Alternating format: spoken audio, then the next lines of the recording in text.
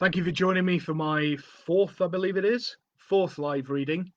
This time I will be tackling my story, What the Butler Saw, from the Black Hare Press anthology 2020. It's available to buy now on Kindle, paperback, and get this, shiny hardback. There is a universal link in the information for this video. Just click on that and it'll take you to your nearest Amazon vendor. More on that in a bit, but I'm just going to dive straight into it. Okay, this is what the butler saw. Jenkins heaved with all his might and finally helped the near comatose Colonel Peterson back onto the edge of the bed. Peterson was drunk as a skunk. All the guests were drunk as skunks.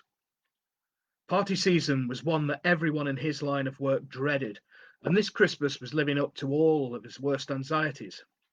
There you go, Colonel. Is there anything else I can help you with? He purred as deferentially as humanly possible under the circumstances.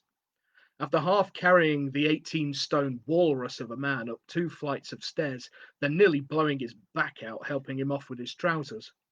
All he wanted to do was slip quietly back down to the servants' quarters. There he would have a crafty smoke, straighten the kink out of his spine, and calmly await the next disaster. Jenkins, my good chap. Peterson's moustache fluttered. Go and get me a drop of brandy, there's a good fellow. Jenkins rolled his eyes. Very good, sir. He crossed the lavish guest suite to the small bar in the corner and poured a generous measure of the finest cognac from the crystal decanter. He replaced the stopper, swirled the liquid in the glass, and returned to his guest. In the brief moment he had been occupied, Peterson had slumped back on the bed and passed out. Jenkins sighed and placed the brandy on the bedside table. The bluff old military man couldn't half snore. It sounded like a man sawing logs. Jenkins swung the man's legs onto the bed and left him to his stupor. Jenkins switched off the light and shut the door on his way out. Oaf, he muttered to himself as he straightened his attire. This year had been a trying one, and this party was the icing on the fecal cake.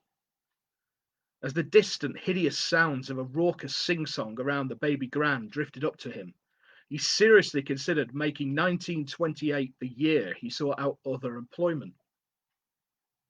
He knew without looking whose clumsy fingers were tickling the ivories. It was his boneheaded master. The tortures of the Spanish Inquisition paled in comparison to the sheer agony of one of his piano recitals. The deluded man was entirely bereft of talent, but convinced that he was up there with George Gershwin. Jenkins sighed again and started his long walk back down to the main hall. Not wishing to jump back into the fray just quite yet, he slowed his footfalls on the plush carpet to a crawl. Ah! Jenkins stopped in his tracks. The unmistakable noise of Rumpy Pumpy firmly grabbing his attention. He looked at the number on the door from where the sound had emanated and quickly rattled off the guest list in his head.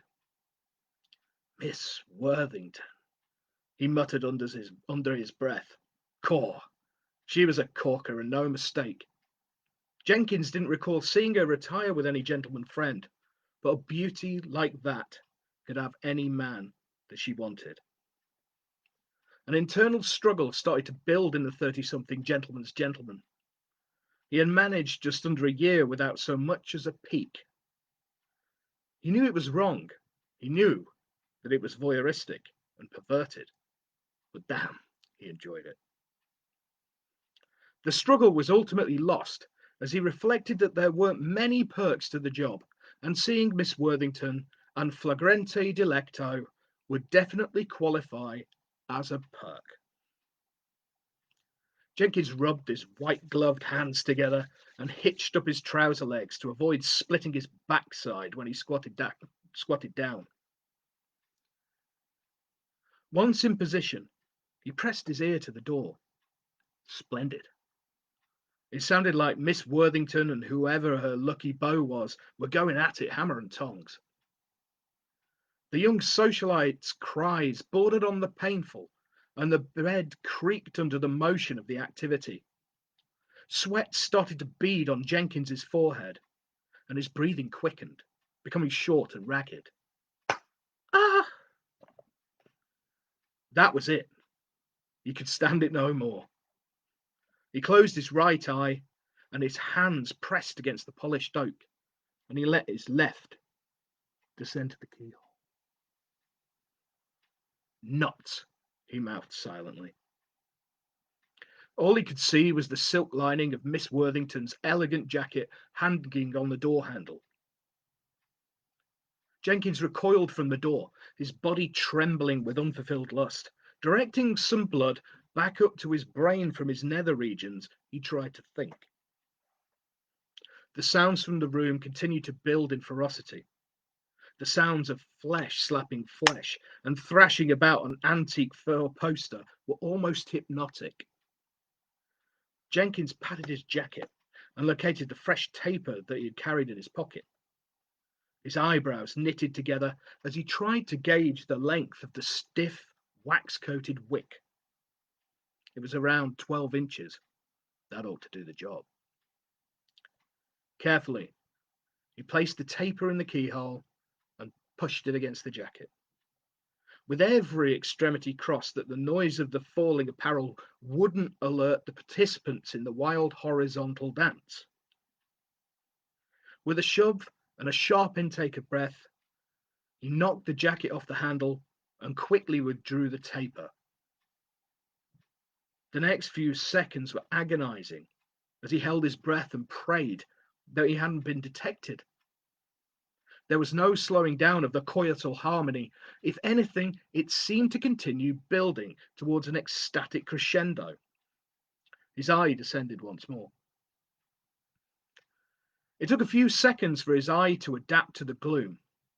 The room was lit only by candlelight. It wasn't the best angle to see the bed, but it would suffice. He breathed harder as his eye focused on the shape hanging over the end of the bed. Cripes, he mouthed in titillation. Miss Worthington was bent backwards, her back arched and her nipples pointing up at the chandelier. The feather on her sequin headdress brushed the floor as her body moved back and forth rhythmically. Jenkins bit his lip as his eyes wandered over her body. He couldn't see who she was with. There was just a shadow-clad shape on the opposite side of the bed. A big shadow-clad shape. He looked at Miss Worthington's face. Despite the yelps and moans, her face was completely passive. Her eyes were rolled back in their sockets, revealing only the whites. Blimey, Jenkins mouthed while reaching for his belt buckle. That guy must be hung like a donkey. He looked at the figure again. It seemed to ripple. He squinted harder. Wait, what is that? Is that a tentacle? Hundreds of blazing orange eyes on the bulk of the figure snapped open in an instant. The shape started to bubble and ripple. It was changing, metamorphosing. Jenkins froze with horror. His breathing got louder and louder. His trembling vision settled once again on Miss Worthington's face. Her eyes snapped back to pupils and glared directly at the keyhole, her lips twisting into a cruel smirk. The worst thing about the shock Jenkins received, her eyes too were burning orange. Ah! Jenkins let out a panicked scream and fell away from the door. He landed on his posterior and scrambled backwards like an upside-down spider. He slammed his back into the wall opposite and tucked his knees under his chin. The sound of a slamming door snapped his head away from Miss Worthington's. What the blue blazes is going on out here? It was the Colonel. roused from his slumber by the commotion. Jenkins stared in horror at the sight. Standing before him in sock suspenders, stained underwear, and no trousers, was a rotund drunk man with a glass of brandy in one hand and a revolver in the other. "Jenkins!" Peterson slurred. "What the devil's going on, man?" Jenkins couldn't speak. He raised a finger to his lips in a plea for silence and pointed a shaky finger at the door. "What? What is it, man? Spit it out, damn your eyes!" Jenkins shushed him again. This made Peterson's blood boil. His face turned the colour of a boiled lobster, and his cheeks puffed out. He stood to attention, tipped his head back. He was about to give the impertinent butler a good roasting when... Ah! The noise halted Peterson in his tracks. Jenkins watched as all the colour on the colonel's face settled into his cheeks and a wolfish grin spread across his lips. "You sly old dog," he winked. "Come on, let's have a look." Jenkins shook his head and mouthed, "No." "What? Shocking, is it?" Jenkins pleaded with his eyes and continued to shake his head. "Ah, too much for you, is it?" Peterson's bloodshot eyes danced with perverse glee. "Well, I'm not so easily shocked. I could tell you tales that would turn your hair white." He approached the door and got down on his knees. "When I was in India, they have this book called the Kama Sutra, and I tell you what..." Peterson was cut off by another shush from Jenkins. "Oh." Peterson lowered his voice to a barely audible whisper. "Quite right." Put his finger on his lips and grinned. As Peterson lowered his head to the keyhole, Jenkins grabbed him on the shoulder and tried to pull him back. Peterson slapped it away sharply. "What the devil is the matter with you, boy?" he bellowed in a whisper. "It's just a bit of nookie, for heaven's sake." Peterson's eye met the keyhole, and in a split second his body went rigid. Jenkins scrambled to his feet by sliding his back up the wall, dislodging a priceless Turner seascape as he ascended. "Well, I'll be blown," Peterson hissed. "That chap is really going for it, what?" Jenkins started to back down the hallway in the direction of the stairs. "Wait, is that a tentacle?" Splat! The back of Peterson's head exploded as a rush of steaming gelatinous matter burst into his eye socket. Jenkins nearly fainted. His knees buckled, and he had to steady himself on a tea trolley. The wheels squeaked, and the china rattled furiously. The shapeless blob surged over the colonel's body, engulfing him. His bones cracked as the creature devoured him. Jenkins turned to run. The eyes appeared on the creature's body, and appendages grew from it organically, seemingly at will.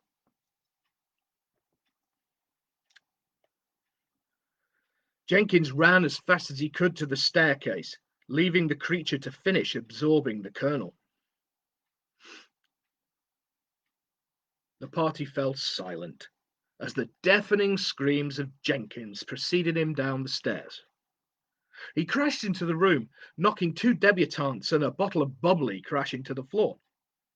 Ladies gasped in shock. Men grumbled in disapproval. Jenkins screamed. His wiry legs sent him sprinting through the assembled guests, his belt buckle jangling loose and his arms flailing in the air. His master detached himself from the clutches of a drunken dowager just in time to see his butler slam through the front doors and disappear into the night. He shrugged and resumed his canoodling. Jenkins didn't look back once during his flight. He just ran until his legs gave out. The following morning, the assembled guests were shocked by the sudden announcement of the impending nuptials of Miss Worthington and Colonel Peterson. Heads were scratched, and tongues started to wag almost instantly. The couple looked happy, like they were already joined at the hip. Everyone was so caught up in the gossip that they failed to notice the foul smell of the pair and a distinct sheen to their skin. Jenkins never returned. He was never heard of again. Some people say he went mad and threw himself off the blasted crag. Some people say he ran off and joined the circus. However, one thing was certain. His master could butter his own crumpets from now on. The end. Okay. That was What the Butler Saw from the anthology 2020. And in case you're wondering, this little fella, he's called Inky. Yeah, there's quite a few octopus hiding in plain sight at the moment. Before I get on into anything else, yeah, I am open for questions. So if you have any questions about the story or about my writing in general or about the publisher or anything like that, put them down in the box and I will answer them after I've just told you a little bit about the process of writing this and about the anthology itself. Yeah, the anthology is called 2020. It's entirely themed around the Roaring Twenties. It's got some cracking authors in it.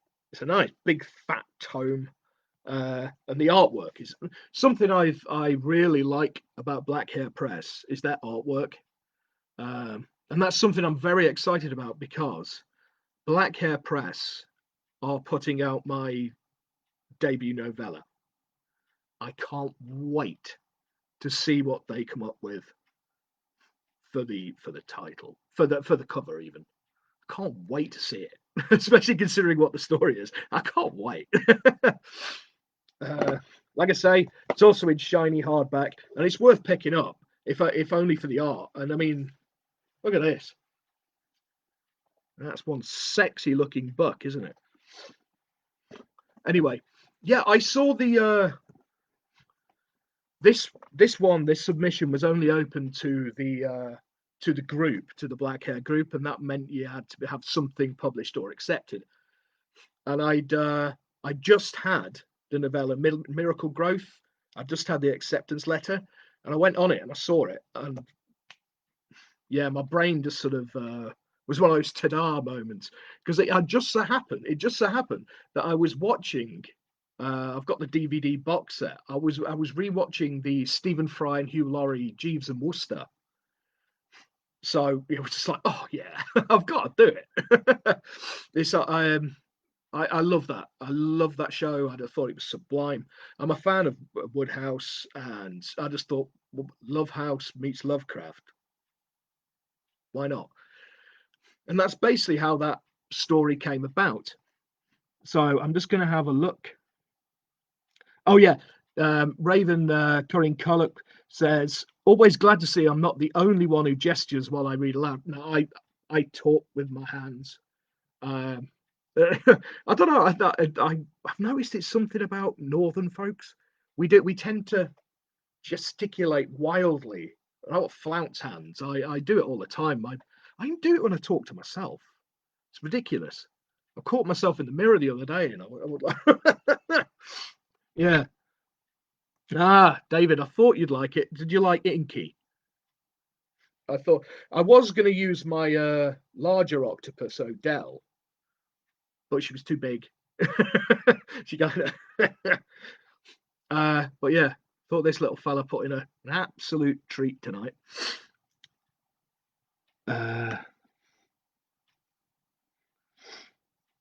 Okay, Alistair Growley the parrot says this is amazing. Nice.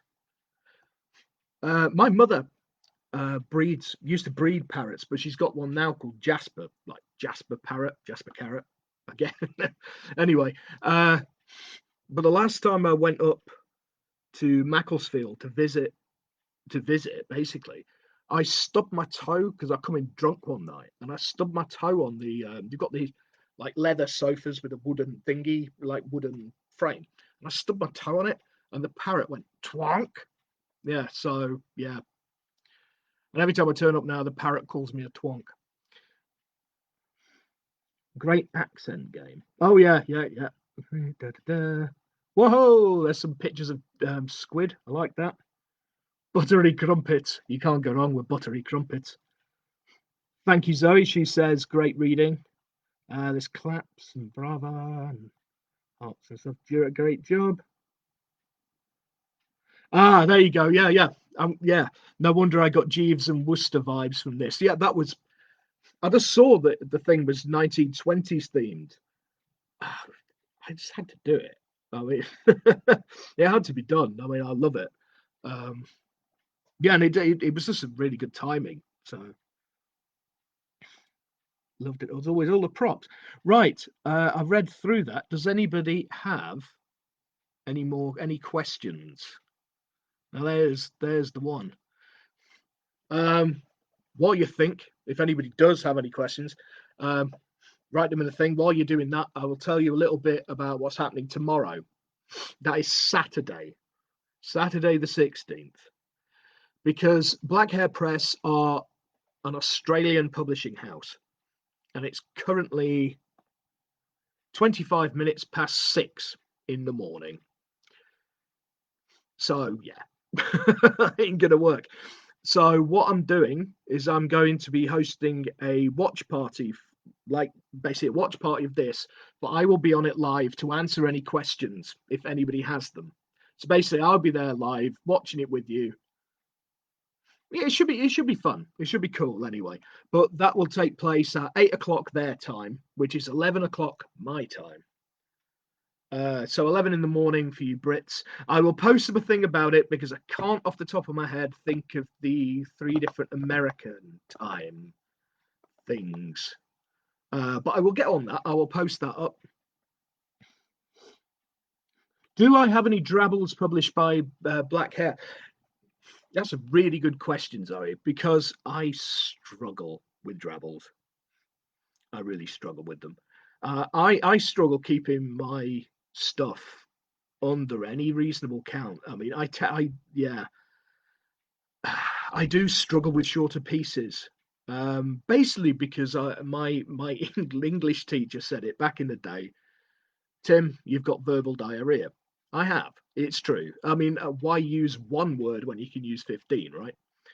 But I will have a drabble published which brings me to some superb news that I had an acceptance today from Black Hare Press for their upcoming band anthology, which is all rock, like band based, like rock and roll, that kind of stuff. Mine, it gets its title from a Sisters of Mercy track. In fact, it's their second single from '82. Yeah, Body Electric. But to go with that, there is a drabble as well. So that'll be my first drabble published by Black Hare Press. It's not something I really do, although I've had to do more recently. I did one the other day that I'm actually quite pleased with, um, which I can't tell you about. Shh, it's a secret. Uh, word flouncery, yes, indeed. Word flouncery. I like that. I like that a lot. Okay. Does anybody else have any questions? Or I'm just going to start wrapping this up, really. Really? Logorrhea. Oh, of course. Yes, it is. Of course, it is. It's like it's similar to the word that's for compulsive note taking, isn't it? Yeah, logorrhea is the technical term for diarrhea of the mouth. Thank you, Raven. I now know my problem. Do you think you can get pills for it or something? But it's like I always see in like people in retrospect looking at like Lovecraft's work, and Clark Ashton Smith gets it a lot. Um, Two of my favorite authors. I mean, I love Clark Ashton Smith's Hyperborea stuff. I just thought it was superb. Um, but they get it a lot. They get a lot of people saying, "Oh, the prose is too purple." Purple after black, my second favorite color. So yeah, I tend towards it. I mean, I'm a big fan of Poe, and I don't know. I just yeah, loquacious. I think. Um, right. So if nobody's got any more questions or anything like that, I will sort of wrap this up. If you want to buy one of these very, very attractive books, there is a universal link in the information for this video. So get clicking on that. And if anybody of you watching live now, and you get any questions that you forgot to ask, join me tomorrow at 11 o'clock UK time. I will post the other times, which is 8 in the evening for Black Hare Press, which is who I'm doing it for, basically, because they're an Australian publisher. So if you have any questions, don't hesitate to put them there, because I will be watching it with you.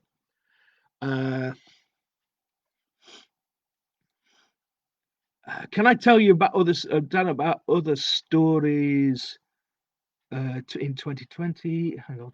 Do I feature in any of the Deadly Sins books? Not yet. Uh, most of them, all the submission windows have been closed, but I've got fingers crossed on Envy.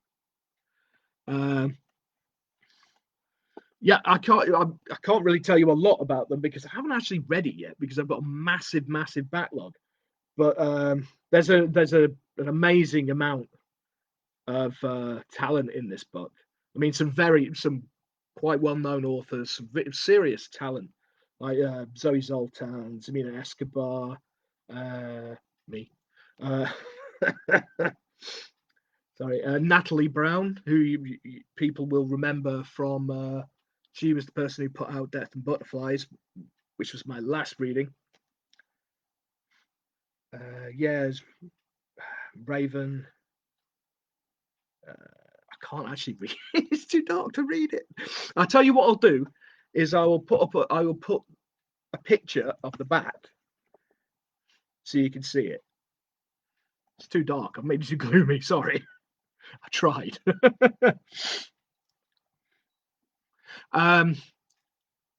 Yeah.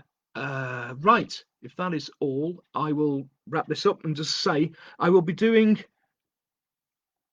When did I? Oh, hang on. When did I publish my first story? That's interesting, because the last reading I did was the first story that I have had published, which was The Metamorphosis Cube, which was in Death and Butterflies, which was December. And I only started. I mean, I've written most of my life on and off, but I was a chef for something like 18 years, something like that. So it was always just something I wrote in the back of notebooks or work diaries, that kind of thing. I used to come up with silly little stories about the staff. I used to anthropomorphize them into animals. Every person who worked with me had an animal, and I used to do stuff. It was all very silly. I never considered it. I never considered trying to get published, but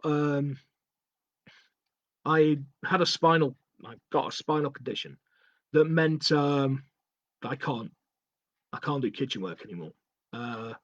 Basically, I can't stay on my feet too long, and I have really bad twitches. If I'm holding a knife, that could be messy. So I was sulking, and I decided to read some Lovecraft again to cheer myself up. And I had this really good idea for a novel when I was reading The Color Out of Space. So, because I didn't have anything else to do, I wrote it. It needs a lot of work. But it was great because I completely forgotten how to write. I'd forgotten how to punctuate. I'd forgotten. Yeah, it's a bit of a mess looking back of it, but the story is sound. But I thought, yeah, I'm going to start doing some short stories. I only started trying to get published I think my first submitted story was July 20th, I think. July the 20th last year was the first time I'd actually actively tried to get published. Yeah, and Yeah, Metamorphosis Cube with Death and Butterflies wasn't the first story that I had accepted, but it's the first one that came out. It was the second one I had accepted. The one I had first accepted still hasn't come out, but it's on the way.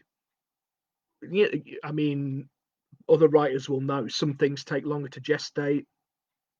If other people, if publishers have other commitments, that kind of business, it could take ages.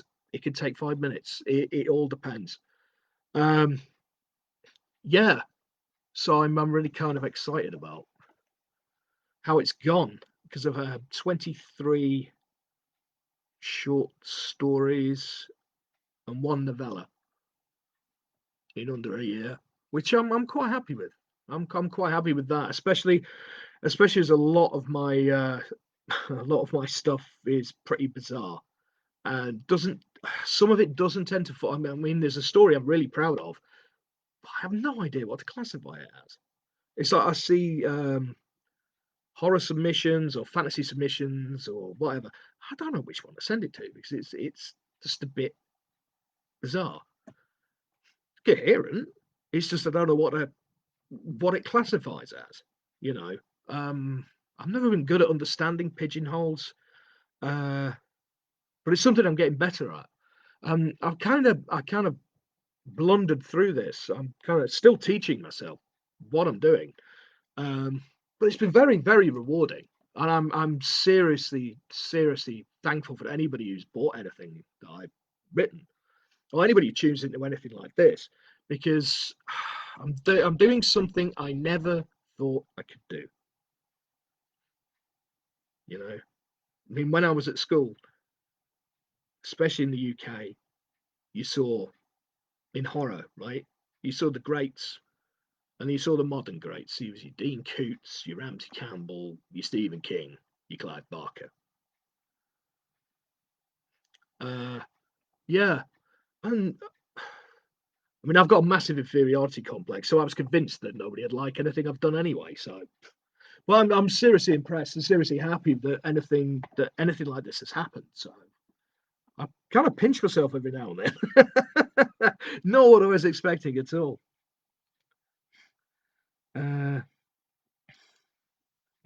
Next video cooking.